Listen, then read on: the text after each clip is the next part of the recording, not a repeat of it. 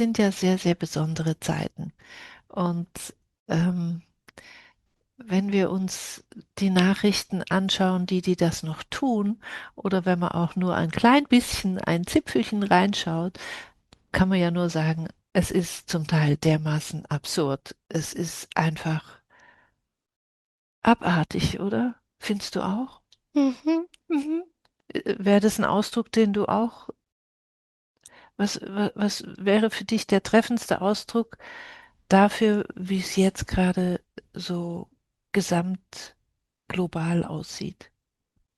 Weiß nicht, müsste ich mir überlegen. Dann mach mal. Ich lese dir mal die erste Frage vor. Ähm, Die geht nämlich genau darum, habt ihr einen Tipp, wie man es schaffen kann, nicht die Hoffnung und Zuversicht zu verlieren?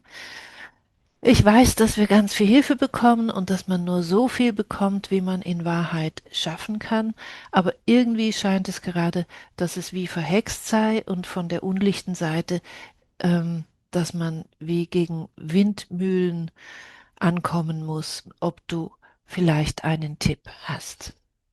Mm, Also die Frage ist jetzt sehr allgemein und ich finde das dann immer schwierig zu beantworten, ähm, weil man ja gar nicht wirklich weiß, was es geht. Aber man kann immer noch mal so um Hilfe bitten oder je nachdem, also manchmal hilft es ja auch, wenn man nicht alles gleichzeitig lösen möchte. Da kommt es halt eben darauf an, um was es genau geht. Ja, und so wie ich natürlich die Frage verstanden habe, geht es allgemein darum, ja, was ist der beste Tipp von dir, dass wir einfach nicht untergehen in der Flut von Dingen, wo immer, wenn man irgendwas liest, sagt man ein, das will ich nicht und so will ich auch nicht leben und ich will auch nicht, dass das kommt und das will ich auch nicht, dass das eintritt. Wie kann man da seine Zuversicht behalten? Weißt du, dass das alles nicht eintritt und dass wir auch in mehreren Jahren oder dann erst recht wieder in einer lebenswerteren Welt leben? Also ich finde, es hilft, wenn man das aus einem größeren Zeitraum anschaut. Also zum Beispiel in 10 Jahren oder in 20 Jahren, ähm, da kann die Welt ja ganz anders aussehen. Also dass man das, wo wir jetzt sind, nicht einfach nur innerhalb von ein paar Monaten oder einem Jahr anschaut. Dass man das wie in einem größeren Zeitrahmen anschaut. Und was halt auch helfen kann, man muss ja auch nicht allen Nachrichten immer hinterherrennen. Also kann man ja auch nicht, es hat ja so viele.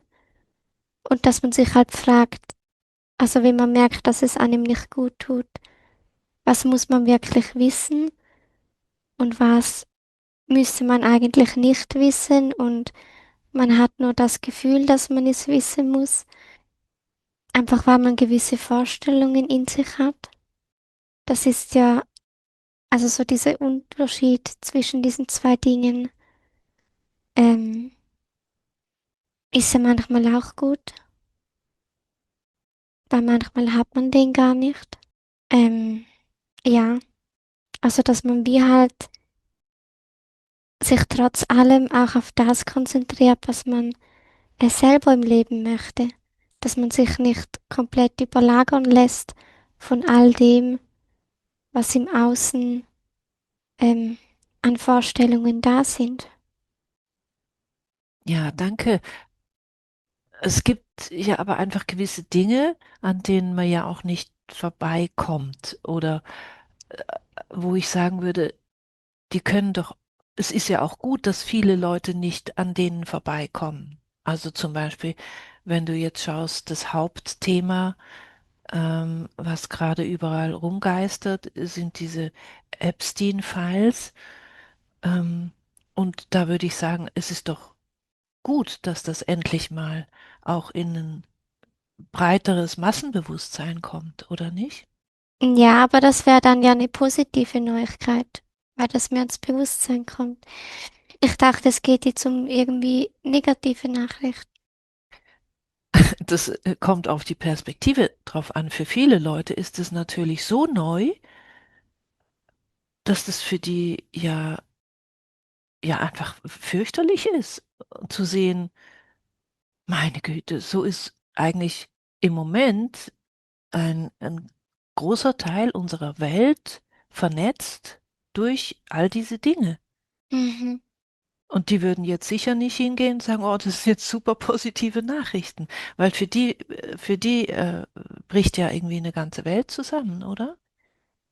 Und wenn das aber ins Bewusstsein kommt und vom Kollektiv her wie klar ist, dass man das nicht möchte, dann hört das auch viel schneller auf. Also darum sehe ich das halt wie als was Gutes an, auch wenn es für gewisse Leute irgendwie neu ist. Aber es hilft ja, dass das halt wie ja sich schneller auflösen kann. Und die Welt war vorher ja genau auch so. Man wusste es einfach nicht. Ja, Also das, die Welt an sich, die verändert sich ja nicht, nur weil man das plötzlich weiß. Die war vorher auch so gewesen. Man wusste es einfach nicht. Da war vorher trotzdem genau gleich. mhm. Ja, und es geht ja in das Thema, also ja, wo ist die Grenze? Einerseits müssen wir diese Dinge anschauen, damit sie sich verändern können, damit wir als Kollektiv sagen wollen, hey, fertig, aus, weg damit, ja? Und andererseits ist es ist ja so eine Gratwanderung, ja? Mhm. Mit wie viel Dingen beschäftige ich mich, wie viel schaue ich mir solche Sachen an, wie viel davon lasse ich überhaupt in mein Bewusstsein und bis wohin? Mhm. Mhm. Also ich glaube, das ist einfach nicht für alle gleich leicht. Also vielleicht, wenn man zum ersten Mal davon hört, kann man gar nicht mehr schlafen, oder? Mhm. Mhm. Aber ich finde, das ist ja auch eine natürliche Reaktion.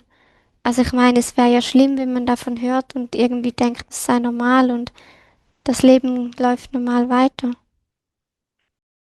Ja, ich glaube, darin liegt wirklich der ganz große Schlüssel und auch zu dem Thema von vorhin mit den Nachrichten und wie viel und bis wohin lassen wir das einsinken, was wir da hören und ich sage jetzt einfach mal präsentiert bekommen.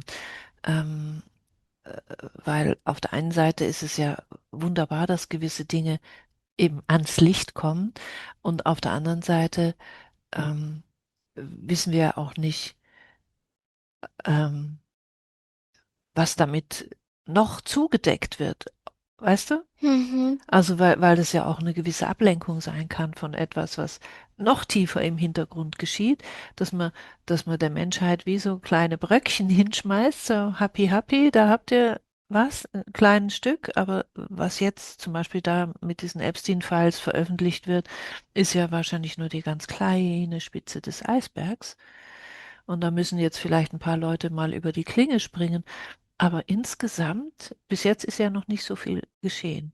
Mhm. Glaubst du, dass solche Dinge einfach als Ablenkungsmanöver von was noch viel Größerem auch da sind? Also, dass es wie die zwei Seiten hat. Mhm. Einerseits zeigt es vielen ganz vieles und andererseits kann es auch sein, dass man sagt, okay, da habt ihr was, damit ihr das hinten dran nicht seht. Ich denke, man kann das nicht einfach so einordnen, weil ähm, es gibt sicher noch mehr hinten dran. Also das ist sicher nur die Spitze vom Eisberg. Aber ob jetzt diese Information bewusst darum in die Welt getan wurde, um damit bewusst das andere zu verdecken, das wissen wir nicht. Das kann so sein, das muss aber nicht so sein, weil ehrlich gesagt glaube ich nicht, dass das funktionieren würde, wenn man jetzt sagen würde, alles, was da im Hintergrund läuft, wird jetzt einfach auf einmal veröffentlicht. Das wird gar nicht funktionieren. Also das Bewusstsein, das Kollektiv von den Menschen wird das gar nicht aufnehmen. Das wäre für die ja so unglaublich und weit entfernt von ihrer Weltvorstellung, dass zumindest viele das einfach ablocken würden. Und Darum kann es unter Umständen ähm, ein besserer Weg sein, dass das Schritt für Schritt mehr ins Bewusstsein kommt. Also das muss von dem her nicht mal was Negatives sein, sondern ähm, kann auch ein guter Prozess sein. Das hängt halt jetzt mehr davon ab, was sich daraus entwickelt. Und das werden wir dann erst sehen. Und was ich mir halt auch vorstellen kann, dass das überhaupt veröffentlicht wurde, auch wenn es ja noch lang nicht alles ist, das hat ja nur damit zu tun, dass dieses Thema trotz allem genug im Kollektiv da war. Weil wenn es das nicht gewesen wäre, dann wäre das bis heute nicht veröffentlicht worden. Davon hätte man gar nie was gehört. Und nur weil es genug im Bewusstsein vom Kollektiv ist, hat sich das kleine Stück da bewegen können. Und das ist einfach ein positiver Fortschritt. Und dass es immer, sowas immer zwei Seiten hat oder vielleicht noch mehr. Ja gut, das ist klar, das hat aber alles. Nur schon, weil die Menschen, die dann diese Nachrichten hören, das ja immer ganz verschieden auffassen. Also darum geht's für mich gar nicht um die Frage, ja, warum wurde das jetzt rausgegeben, wegen dem oder wegen dem? Äh, Weil das eigentlich am Ende wissen wir das ja nicht. Das sind ja dann nur so Theorien, wo wir uns überlegen, aber wir wissen nicht sicher, warum das dann rausgegeben wurde. Das kann man dann mehr erst sehen, wenn man weiß, was daraus entsteht. Mhm. Und ich finde wirklich dieser Aspekt, dass es auch mit dem Kollektiv zu tun hat, dass das nie passiert wäre, wenn es noch nicht oder zu wenig im Bewusstsein wäre. Das muss man wie auch einfach mit ansehen, weil das ja auch eine positive Entwicklung ist.